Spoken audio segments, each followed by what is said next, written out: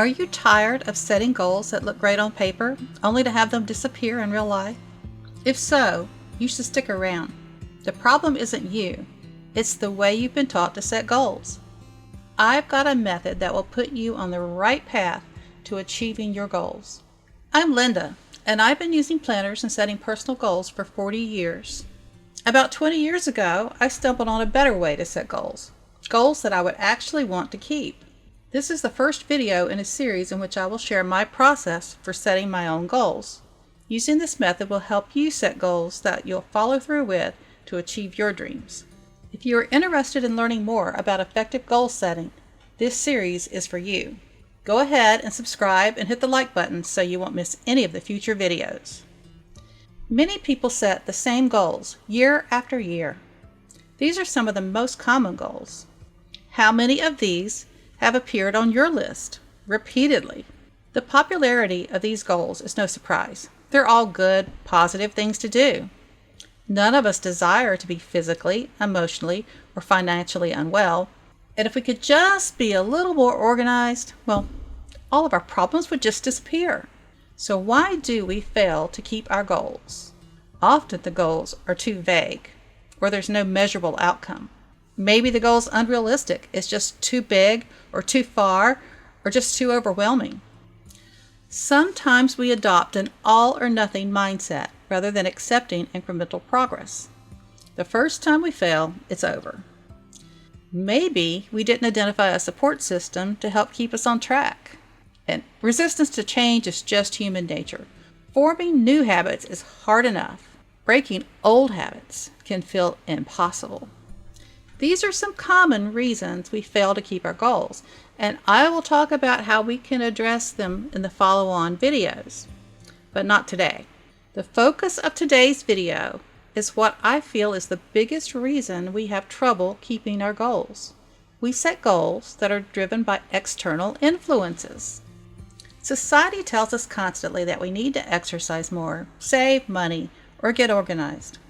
Sometimes we choose to set a goal because we see everyone else doing it, or it's a trending challenge on social media. But here's the problem. These goals don't come with any motivation to achieve them. What's really in them for us? We need to own our goals.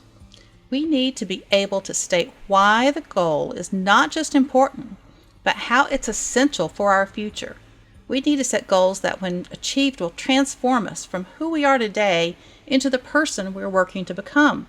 And it's this connection, this understanding, that can provide the motivation needed to keep our goals.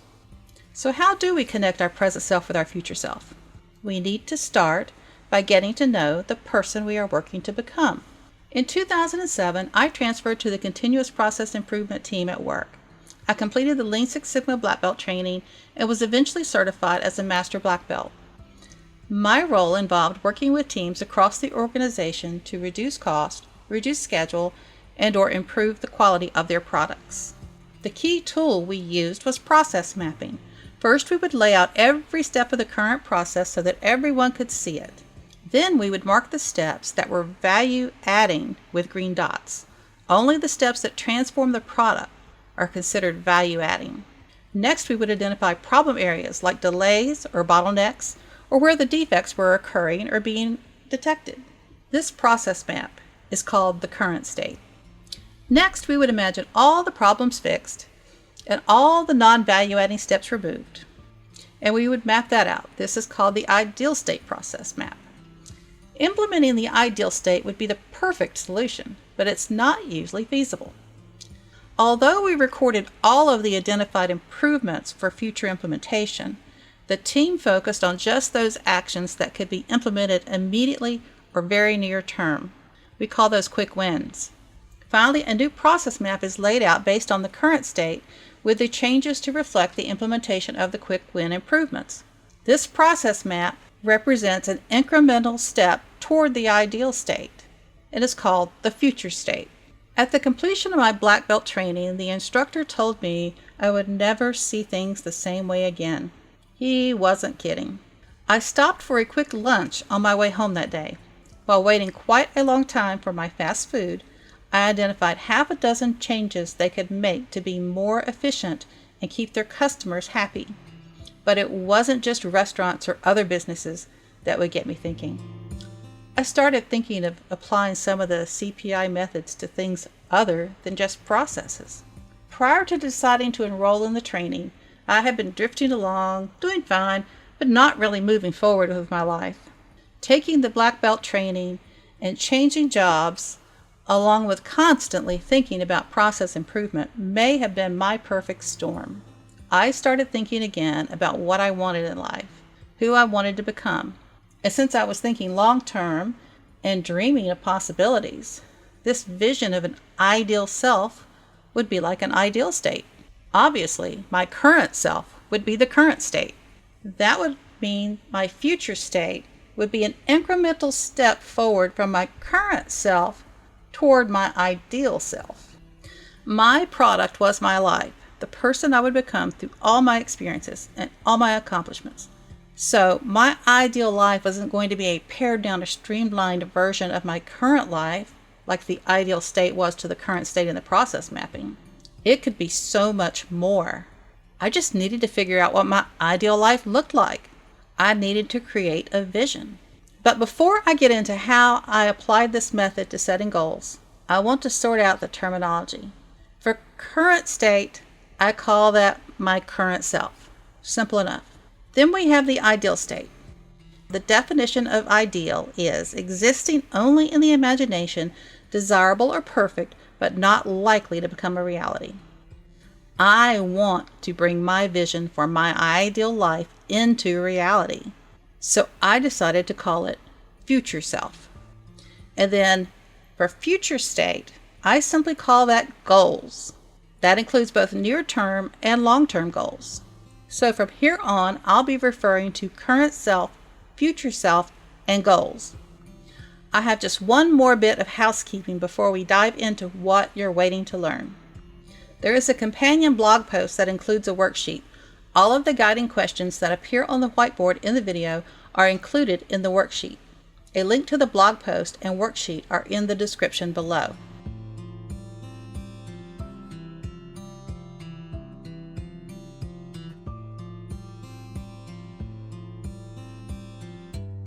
The first step I needed to take to start moving forward with my life was to create and document a vision of my future self. I started making notes about things I had always assumed I would eventually do. For example, I have always thought I'd move back to the area I grew up in to be closer to my family. I did not consciously say, I'm going to create a vision for 20 years from now. I was simply envisioning myself after retirement. It happens that 19 years later, I'm now at the age I assumed I would be retiring at, so I was thinking about 20 years out. I recommend that you create your vision at least 10 years into the future, but looking as far into the future as possible is best in my opinion. I wish that 30 or 40 years ago, I had been planning for 30 or 40 years into the future. I continued creating my vision by describing the life I saw for myself after retirement. I could imagine what my home would be like. I knew the locations I wanted to live in or near. I imagined walking through my life and observing it. I got very detailed with it too, very specific about things. As I walked through my future self's house, I saw the drop-leaf dining table that my parents bought when they were first married. It was in the entry area near the front door. The old red and white picnic cloth that my family used on Sunday afternoon picnics on the Blue Ridge Parkway was folded and draped over the table. Then I came up with some questions to ask myself to expand my vision. What did I want to be remembered for? What did I want my son to tell any children or grandchildren he might someday have about me? And have you ever read a really good obituary? One of those that describes the person, all their accomplishments, all their adventures, their impact on others, and their general zest for life? I come across one every now and then doing genealogy research, and I always find myself thinking, wow, they lived an amazing life. And I think that's something to aspire to.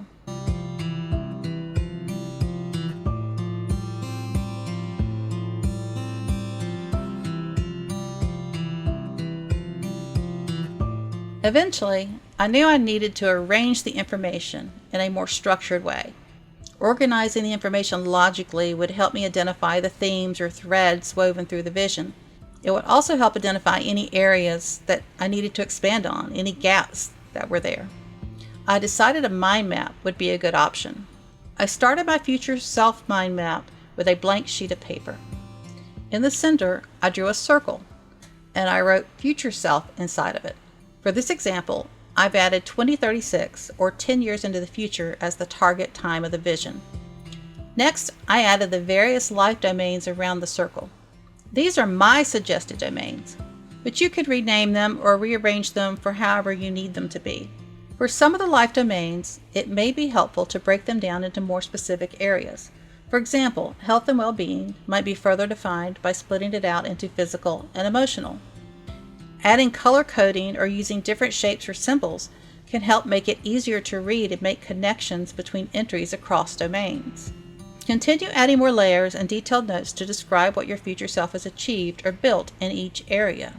Don't state them as goals, but as lived realities. For example, if you've always planned to travel, and perhaps you even have a bucket list of places you wish to go, you could write, enjoys traveling all over the world, has visited, and then list the locations from your bucket list. I would probably put this under lifelong learning. Another thing we usually need to plan ahead for is purchasing a new vehicle. While it's impossible to predict when you would have purchased new vehicles, you could state an expected frequency for those purchases, such as updates personal transportation every 10 years. That would allow you to estimate financial needs over the years.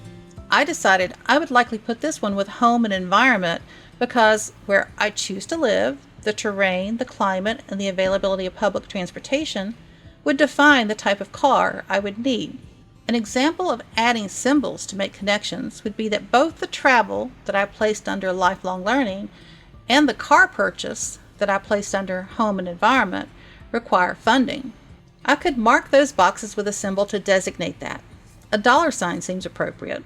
Then when I'm looking at the map later and I'm setting financial goals, then I can scan over the map to identify outcomes that drive my financial goals.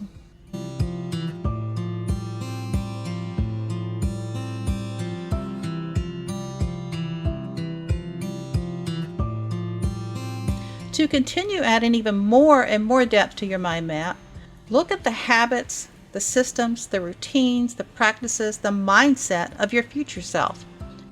Imagine walking through a day in your current life and then again in your future life.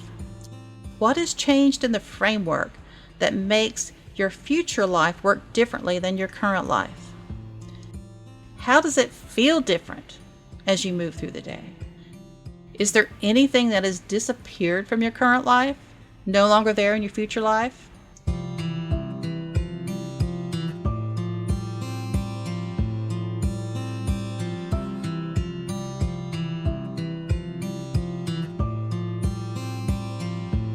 You'll likely keep going back and filling in more and more details as they come to you over time, but you've probably got a pretty good vision of your future self right now.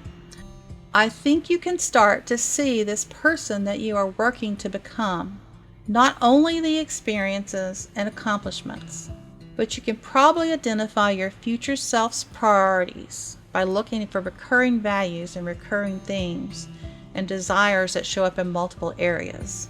Also consider what elements feel energizing and meaningful to you.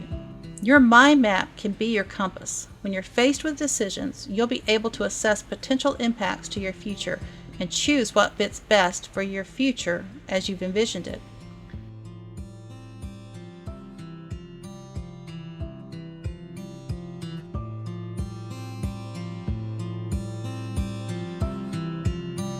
Your future self mind map is essentially complete. It isn't cast in concrete. My initial mind map was updated quite frequently in the beginning because things kept coming to mind that I hadn't thought of. And you don't have to recreate it from scratch every year or even every time you're ready to set new goals. But you do want to update it whenever you do have significant changes. For example, my first future state mind map was based on me retiring about now, but I've been retired for 7.5 years. Part of my long-term vision got accelerated, which changed other parts of my vision as well.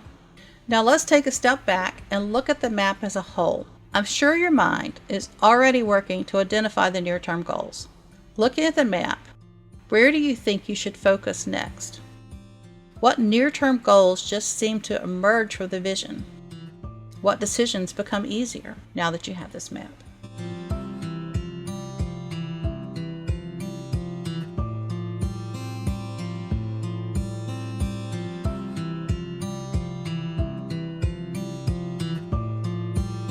Now that the mind map is essentially finished, perhaps you have a question you've been dying to ask.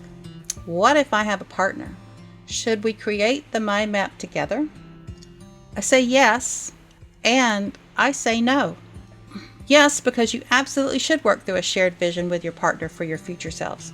And no, for specific areas where your lives are separate, like maybe work, some of your hobbies, or anything else where you have separate interest. You could draft a joint mind map, make a copy, and each of you put your personal stuff on a copy of it.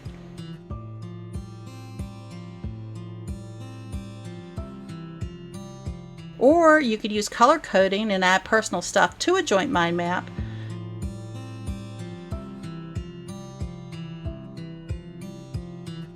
You could do the mind maps independently and bring them together and overlap the shared parts to make sure that they sync up. But absolutely, you should synchronize your vision with your partner's vision where that vision needs to overlap.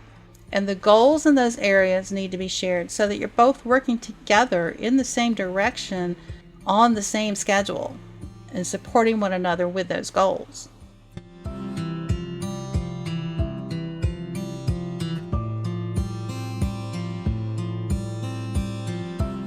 Now that you have a vision for your future self, the next step is to perform a gap analysis to determine what you need to do between now and that future date to turn your vision into reality.